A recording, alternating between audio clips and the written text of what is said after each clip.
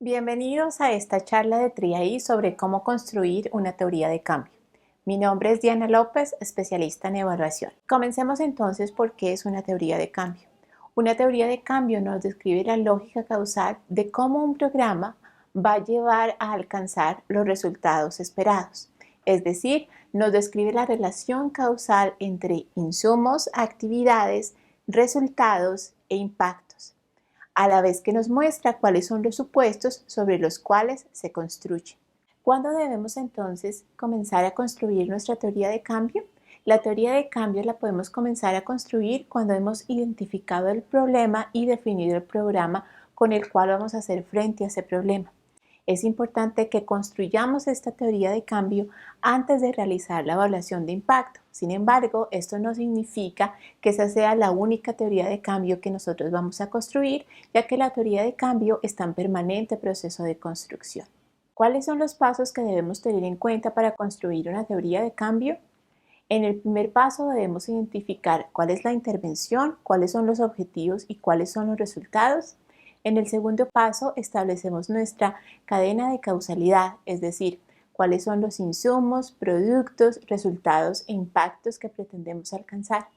¿Cuál es el tercer paso? En un tercer paso identificamos cuáles son los supuestos sobre los cuales construimos nuestra teoría de cambio. En un cuarto paso añadimos una dimensión temporal. En el quinto paso establecemos las preguntas claves de evaluación. Y en el último paso, validamos y revisamos esta teoría de cambio junto con todos los actores que hacen parte del programa. Comencemos entonces por el primer paso, definir la intervención, los objetivos y los resultados. Cuando estamos en este primer paso, hay algunas preguntas que nos debemos hacer. Estas preguntas son: ¿cuál es el problema que buscamos solucionar? ¿Cuáles son los objetivos del programa y cuál es la población a la que está enfocado? ¿Cuáles son los componentes y actividades del programa y con qué frecuencia se esperan implementar esas actividades? Pensemos en un ejemplo para construir nuestra teoría de cambio. Pensemos en un programa de visitas domiciliarias dedicado a la primera infancia. ¿Cuál es el problema que se busca solucionar con este programa? Sabemos que los primeros años de vida son importantes. Sin embargo, muchos niños no reciben los insumos y la estimulación adecuada. Se piensa entonces en un programa de visitas domiciliarias que promueva el desarrollo cognitivo, socioemocional y motor de los niños. Se espera entonces contribuir al desarrollo de los niños a través de la promoción de mejores prácticas de crianza y una adecuada nutrición. ¿Cuáles son los resultados que se buscan alcanzar con este programa? Se busca entonces que las madres estén más involucradas en la crianza de los niños y contribuyan más a su estimulación.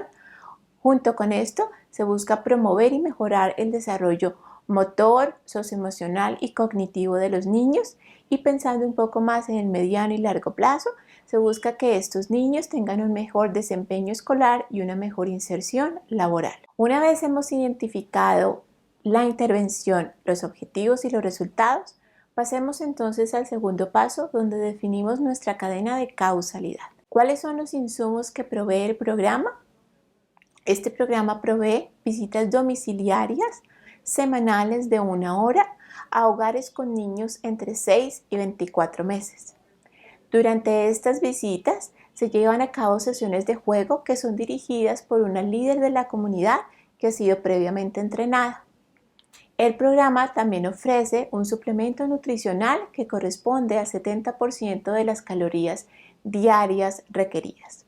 Con estos insumos, entonces, ¿cuáles productos se buscan alcanzar? Se busca entonces que las madres participen de las visitas, que las madres construyan juguetes a partir de materiales que encuentran en casa y que los niños reciban este suplemento nutricional que les ha sido entregado. Con estos productos, ¿cuáles resultados buscamos alcanzar? Dado que las madres participan de las visitas y construyen juguetes a partir de materiales que encuentran en la casa, esperamos entonces que estén más involucradas en la crianza de los niños y contribuyan más a su estimulación. Esto, junto con el hecho de que los niños están recibiendo un suplemento nutricional, nos va a llevar a que los niños tengan un mejor desempeño cognitivo, motor y socioemocional. Y finalmente, con el suplemento nutricional esperamos que los niños alcancen una mejor nutrición. Con estos resultados, ¿cuáles impactos en un mediano o largo plazo esperaríamos alcanzar? Esperamos entonces mejorar el desempeño escolar de los niños, disminuir la deserción escolar y mejorar la inserción de estos niños cuando sean jóvenes al mercado laboral. Cuando pensamos en la cadena de causalidad, también es importante pensar en los resultados y en los impactos no esperados. En este caso, un posible resultado no esperado es que dado que las madres dedican más tiempo a estar con los niños menores e interactuar con ellos, pueden que tengan menos tiempo para dedicar a las actividades domésticas. Si esto pasa, puede que los niños mayores deban ahora dedicar más tiempo a tareas del hogar, relegando las tareas escolares. Una vez hemos establecido nuestra cadena de causalidad, podemos pasar al siguiente paso en el cual debemos identificar los supuestos sobre los cuales se construye nuestra teoría de cambio. ¿Cuáles son algunos de los supuestos sobre los cuales se construye la teoría de cambio que estamos construyendo? Un primer supuesto es que los recursos destinados a este programa son desembolsados a tiempo. Junto con esto, esperamos que las visitas se lleven a cabo con la frecuencia establecida y que las madres tengan tiempo disponible para participar de estas visitas. Un supuesto importante es que el material que se utiliza en las visitas esté adaptado al contexto y cultura en el cual crece el niño. Pensando en los impactos de mediano y largo plazo que pensamos alcanzar, un supuesto importante es que exista una adecuada oferta escolar y laboral. Una vez hemos establecido los opuestos de nuestra cadena de causalidad, podemos pasar al siguiente paso en el cual debemos añadir una dimensión temporal. Este paso es muy importante. Nosotros debemos establecer una línea de tiempo que sea apropiada y práctica para el proyecto. Cuando estamos en proceso de establecer esta línea de tiempo, debemos pensar en cuánto debe durar nuestra intervención, cuánto debemos esperar para observar un impacto en las variables deseadas y también debemos tener en cuenta qué tan factible es seguir a los beneficiarios por todo el tiempo que se necesita. En este caso, si queremos medir impactos de mediano y largo plazo, qué tan factible es seguir a nuestros beneficiarios por un periodo de 10 o 12 años. Estos son el tipo de preguntas que nos debemos hacer cuando pensamos en esta línea de tiempo para nuestra teoría de cambio. Ahora podemos pasar al siguiente paso en el cual identificamos las preguntas claves de evaluación. Cuando estamos en proceso de identificar esas preguntas claves de evaluación, es importante tener en cuenta tres aspectos. Uno es que debemos diferenciar la evidencia factual de la evidencia contrafactual. Un segundo aspecto es que debemos identificar cuáles pueden ser los posibles puntos débiles en nuestra teoría de cambio. Y finalmente podemos pensar en cuáles pueden ser esas posibles preguntas de segunda generación que nos podemos hacer. Miremos entonces cuál es la diferencia entre la evidencia factual y la evidencia contrafactual. La evidencia factual nos describe qué está pasando en las áreas donde se está llevando a cabo el programa, es decir, corresponde a la parte de insumos y productos.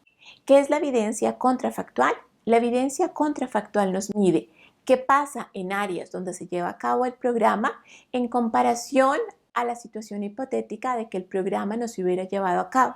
Es decir, para esto necesitamos un grupo de control o un contrafactual. En este caso, los resultados y los impactos que deseamos medir corresponden a esta evidencia contrafactual. ¿Cuáles pueden ser algunos de los puntos débiles en nuestra teoría de cambio?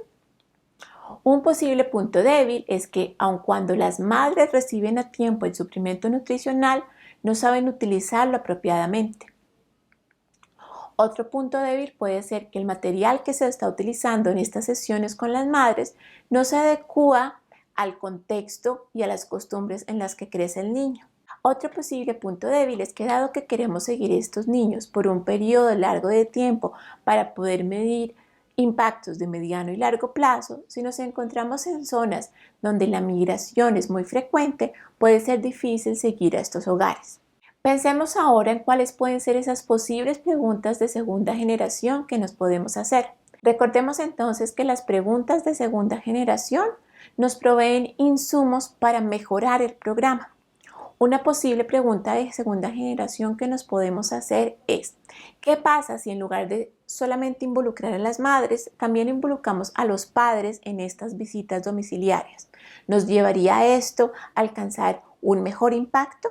Estas son algunas de las preguntas que nos debemos hacer cuando pensamos en nuestras preguntas de evaluación. Y finalmente llegamos a nuestro último paso, en el cual validamos y revisamos nuestra teoría de cambio. En este último paso es muy importante involucrar a todos los actores que hacen parte del programa, a quienes diseñan el programa, a quienes implementan el programa y a quienes se benefician del programa.